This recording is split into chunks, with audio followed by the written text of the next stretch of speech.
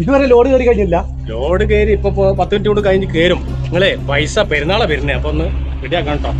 ഈ പണിയെടുക്ക്. പൈസ ഇങ്ങനെ വന്നാൽ എനിക്ക് തല ചൂടാണ്ട്. കാരണം ഈ ലോഡൊക്കെ പോയാലേ പൈസ കിട്ടുള്ളൂ.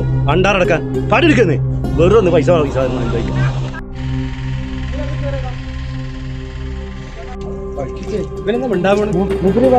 സക്കാത്ത് കൊടുക്കാൻ പോവാണ്. എന്തിനിപ്പോ ഈ 10-15 കിലോമീറ്റർ അപ്പുറത്ത് പോയി സക്കാത്ത് കൊടുക്കുക? അവരാ നാട്ടിലാ കൊടുത്താ പറ്റും.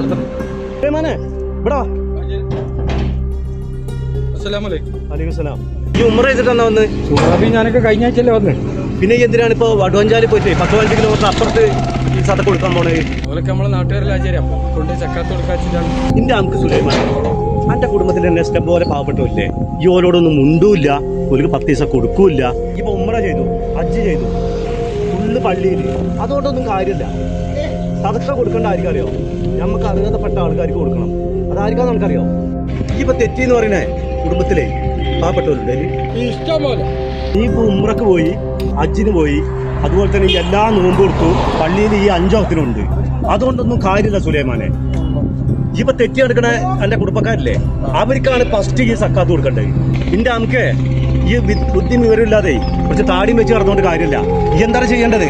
ഇപ്പൊ തെറ്റി എടുക്കുന്ന കുടുംബക്കാരില്ലേ, അവരെ പൊരുത്തപ്പെടിച്ചിട്ട് അവർക്കാണ് ഫസ്റ്റ് സദക്ക കൊടുക്കേണ്ടത്. അല്ലെങ്കിൽ ഈ എന്ത് ചെയ്തിട്ട് ഒരു കാര്യമില്ല, എനിക്ക് കുരുത്തം കിട്ടൂല. ഉസ്താദേ, എനിക്കത് അറിയില്ലേന്ന് ഉസ്താദേ. ഇനി എന്റെ കുടുംബത്തിൽ കൊടുത്തിട്ടേ മറ്റുള്ളവർക്ക് സക്കാത്ത് കൊടുക്കുള്ളൂ. എന്നോട് പുറത്താളി. അങ്ങോട്ട് പോകാതെ അങ്ങോട്ട് പോയിട്ട് കൊടുക്ക്. ഞാൻ പോയിക്കോളാം. കഴുത